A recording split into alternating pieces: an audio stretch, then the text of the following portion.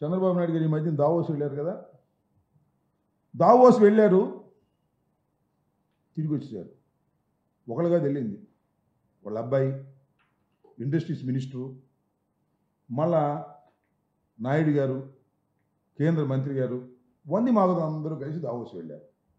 Davos వెళ్ళంగానే చంద్రబాబు నాయుడు గారు చాలా సీనియర్ మోస్ట్, ఇండస్ట్రీలు అందరికీ కూడా పరిచయాలు ఉన్నాయి, ఆయన అద్భుతమైనటువంటి పెట్టుబడులు తీసుకొచ్చేస్తారు రాష్ట్రానికి అనేటువంటి ఒక ప్రచారం చేసుకున్నారు. వాళ్ళ పేపర్లో ప్రచారం చేసుకున్నారు. చివరికి 2 చేతులు ఊగించుకుంటూ వచ్చారండి.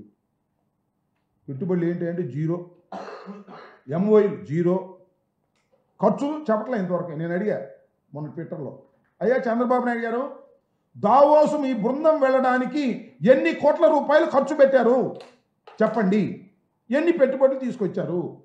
పెట్టుబడులు 0, ఖర్చు మాత్రం చెప్పరు. నేను అడుగుతా ఉన్నా, ఇవాళ సమాధానం చెప్పండి. ఎన్ని కోట్ల రూపాయలు ఇక్కడ మీరు ఖర్చు పెట్టారు వెళ్ళటానికి రావడానికి? కనీసం దారి ఖర్చులకు పనికొచ్చేటటువంటి ఎంఓఐలైనా చేసుకున్నారా, పెట్టుబడులైనా తీసుకొచ్చారా అంటే చంద్రబాబు నాయుడు గారు జనమంతా ఇలా అంటున్నారని చెప్పేసి ఆయన మన ఎక్కడ ఒక విచిత్రమైన మాట మాట్లాడాడు. ఆ మాట మీకు చూపించాల్సినటువంటి బాధ్యత ఉందని నేను అనుకుంటా ఉన్నా. ఇది చూడండి.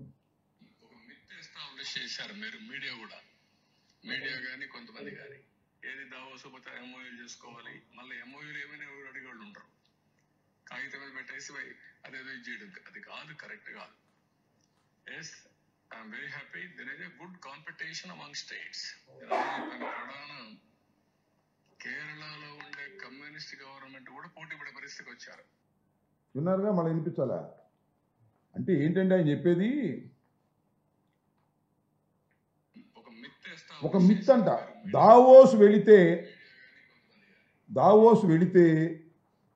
పెట్టుబడులు వస్తాయనేది ఒక భ్రమ.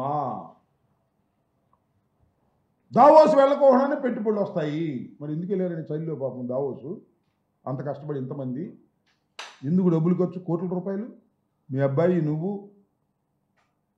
అలాగే ఇండస్ట్రీస్ మినిస్టరు, కేంద్ర మంత్రి గారు, వంది మాగదులు, అధికారులు చలిలో వెళ్ళారు. మీరు కోటు కూడా వేసుకోలేదు, అందరూ కోటు వేసుకున్నారు. కానీ చంద్రబాబు నాయుడు గారు కోటు వేసుకోలేదండి. ఎంత కష్టపడ్డాయండి. కోటు అని వేసుకోవడానికి ఆయన ఆరోగ్యం ఎలా చేయదు, ఇది వాస్తవం.